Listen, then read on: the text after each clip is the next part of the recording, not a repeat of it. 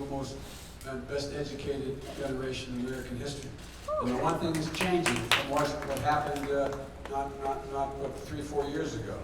A lot of folks in your generation and the younger generation have said, you know, I don't want to get, I'm engaged, I volunteer, do all these things, I'm open-minded, but the thing is I don't want to get involved in politics. It's bad. But it's gotten so bad, just like my generation years ago, they said enough is enough. And you're going to see a significant increase in the number of young people who are engaged because they get it. They get it. Limited to 4 years, this administration has gone down in history as an aberrant moment in time. But 8 years, you'll see some fundamental changes in who we are as a country. I really mean it. In 8 years, I think, in the White House, going to forever and fundamentally change and alter the character of this nation. We're in a battle for the soul of the nation. And we are. We literally in a battle for the soul of the nation. We've got to defeat Donald Trump in 2020. The fact of the matter is that the backbone of America, hard-working, middle-class people are being crushed. They're in real trouble across the country. Middle-class people, hard-working Iowans. Let's get something straight from the outset. It wasn't CEOs, Wall Street bankers, and hedge fund managers who built America. You built America. The name does not come from America. Ordinary middle-class people given a chance of never let the country down. You know who built the middle class? Unions. Unions. Let me say it out loud. Because the fact of the matter is, all those rights we have, all workers have, to make sure that they only have a 40-hour week, that you just go down the list. They all exist because of the sacrifices labor had made. Well, what's happened here? So many folks now are worried that this American dream is slipping from their grasp. What's the reason for it? Why do they feel that way? Well, folks, there's lots of reasons we can point to, but one stands out. There used to be a basic bargain in America, but that deal's been broken. That deal's been broken. The fact of the matter is now, the only people when things go well that are rewarded are the management and the stockholders. Tell me the people about transported. Tell me about the people who sell their automobiles. Tell me about the people who are on those assembly lines. Tell me they don't create jobs. They are job creators.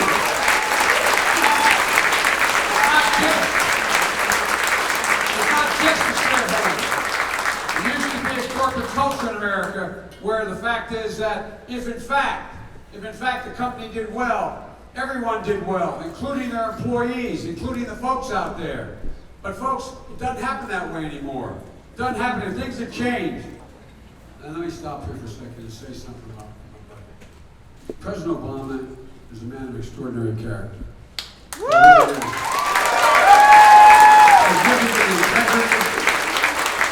truly decent guy. He was president at a time when our kids could look up to the president and say, that's a decent, honorable man. And I was proud every single day I stood alongside him, watching him. You measure a person's character about how they respond under pressure. And when he took over as President of the United States, there was enormous pressure. The greatest recession in the history of America, short of a depression. Everything landed on his desk but locusts. And I really watched how he handled it. I watched how he pivoted. He took responsibility. But folks, you know, I was never prouder than the day that the Affordable Care Act passed.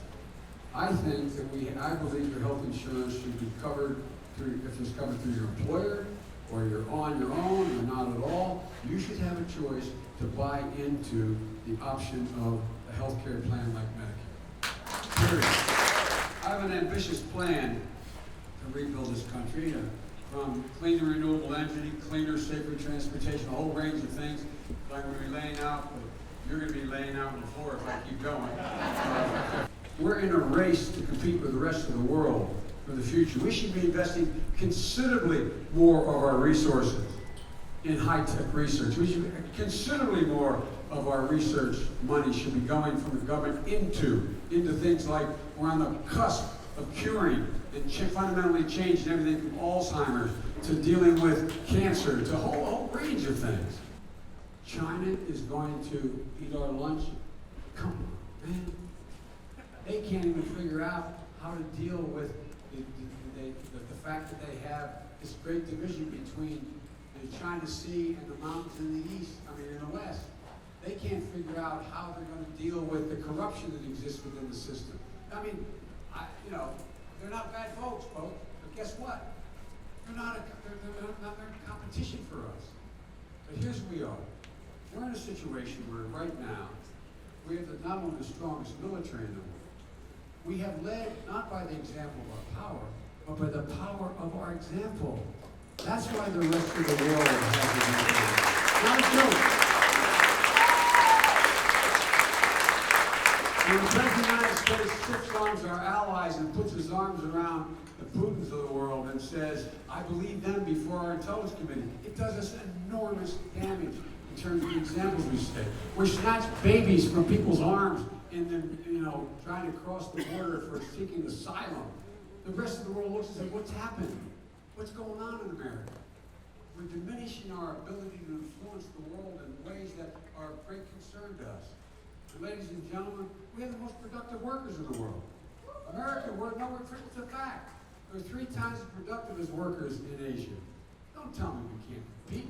Don't tell me we're not able to do that. North America is virtually energy independent now, and the United States of America, by the end of 2020s, will be the single largest producer of energy in the world. Not the Saudi Arabian Peninsula, not Russia, the United States of America, including renewable energy.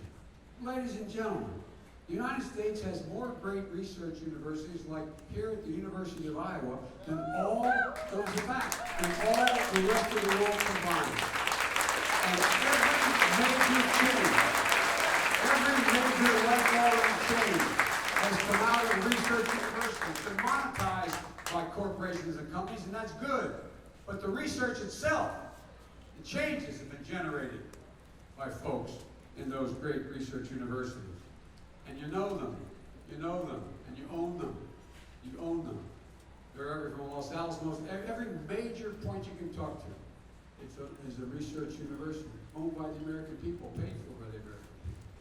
And look, folks, I acknowledge I'm an American exceptionalist. I truly believe there's not a darn thing we can't do if we set our mind to it. And folks, I don't think there's anything beyond our capacity. The only thing that can tear America apart is America. The only thing that can tear America apart is America. But everybody knows who Donald Trump is. Not a joke. Everybody knows who he is. But we got to let them know who we are. And the way we do that, we got to start by making it clear. We choose hope over fear. We choose